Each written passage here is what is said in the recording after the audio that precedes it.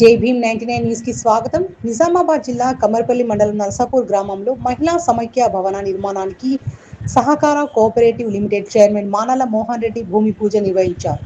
ఈ సందర్భంగా మానాల మోహన్ రెడ్డి మాట్లాడుతూ మహిళల ఆర్థికాభివృద్ధికి రాష్ట్ర ప్రభుత్వం ప్రత్యేక చర్యలు తీసుకుంటుందని తెలిపారు. మహిళా సంఘాలకు భవనాలు, మండల సమైక్యలు, బస్సుల సౌకర్యం కల్పిస్తున్నట్లు చెప్పారు. అర్హులందరికీ ఇందిరమ్మ ఇల్లు అందేలా కృషి చేస్తామని హామీ ఇచ్చారు. అలాగే యూరియా విక్రయాల పేరుతో రైతులను ఇబ్బంది పెట్టిన ప్రైవేటు ఎరువుల దుకాణాలపై కఠిన చర్యలు తీసుకుంటామని హెచ్చరించారు.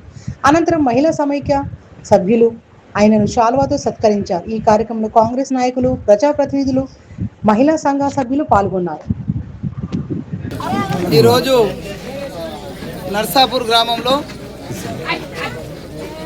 రాష్ట్ర ప్రభుత్వం మంజూరు చేసినటువంటి 10 లక్షల రూపాయలతో నిర్మించనున్న మహిళా భవనానికి శంకుస్థాపన కార్యక్రమానికి ఇక్కడికి రావడం జరిగింది. నాతో పాటు గ్రామ సర్పంచ్, గ్రామంలో ఉన్నటువంటి ముఖ్య నాయకులు అందరూ కూడా పాల్గొనడం జరిగింది. ఈ సందర్భంగా మహిళా సోదరిమణులందరికీ ప్రత్యేకమైన అభినందనలు తెలియజేస్తూ త్వరలోనే ఆ భవనం పూర్తి చేసుకొని ప్రారంభోత్సవానికి సిద్ధంగా అయ్యే విధంగా చేయాలని అధికారులకు సూచిస్తూ, అదేవిధంగా ఈ రాష్ట్రంలో రాష్ట్ర ముఖ్యమంత్రి రేవంత్ రెడ్డి గారు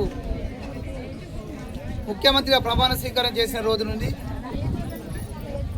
రాష్ట్రంలో ఉన్నటువంటి మహిళా సంఘాలకు ఒక పక్క స్థిరమైన బిల్డింగులు, మరొక పక్క వడ్డీ రాయితీ, మరొక పక్క వ్యాపారంలో అగ్రమంగా ఉండే విధంగా మహిళలకు బస్సులు కొనియడంతో పాటు 30 లక్షల రూపాయలు ప్రభుత్వమే చెల్లించి 6 లక్షల రూపాయలు మండల సమైక్య వాళ్ళు చెల్లించి మండలానికి ఒక బస్సును ఇచ్చి నెలకు 70,000 రూపాయల ఇన్కాని ఈ మండల సమైక్య వచ్చే విధంగా చూసినటువంటి ముఖ్యమంత్రి రేవంత్ రెడ్డి గారు, అదేవిధంగా ప్రతి గ్రామంలో మహిళలకు మహిళా బిల్డింగ్ ఉండాలి, వాళ్ళు కూర్చుని మాట్లాడుకునేటప్పుడు ఎక్కడనో చెట్ల కిందనో రోడ్డు మీద కూర్చోకూడదని ఆలోచించి ఈరోజు మహిళా బిల్డింగ్లు మంజూరు చేసి, మరొక పక్క మహిళలకే రేషన్ కార్డులు ఇచ్చి, ఒక పక్క మహిళలకు బస్ సౌకర్యాలు ఇచ్చి, ఒక్కొక్కటి ఒక పక్క 1,000,000 మంది మహిళలను కోటీశ్వరులు చేయాలని ఒక స్థిరమైన సంకల్పంతో ముందుకెళ్తున్నటువంటి ముఖ్యమంత్రి రేవంత్ రెడ్డి గారికి నర్సాపూర్ మహిళా సమైక్య ద్వారా ప్రత్యేకమైన కృతజ్ఞతలు, అభినందనలు తెలియజేస్తున్నాయి.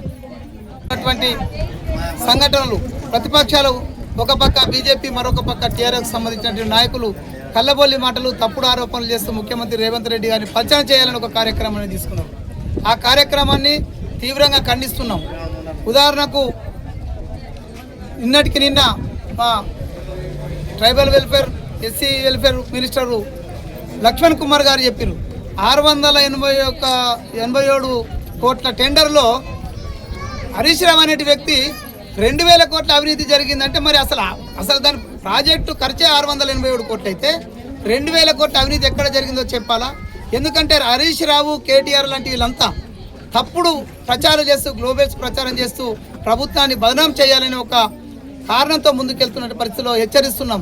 తప్పుడు మాటలు మాట్లాడితే ఈ రాష్ట్రంలో అభివృద్ధిని కాంక్షించి, సంక్షేమాన్ని కాంక్షించి ముందడికెళ్తున్నటువంటి రేవంత్ రెడ్డి పైన తప్పుడు ఆరోపణలు చేస్తే ఖచ్చితంగా మీరు అది ఆకాశం మీద ఉమ్మేసినట్టయితే అనే విషయాన్ని మీరు గుర్తుంచుకుంటే బాగుంటుందని వారిద్దరికీ హెచ్చరిస్తున్నారు.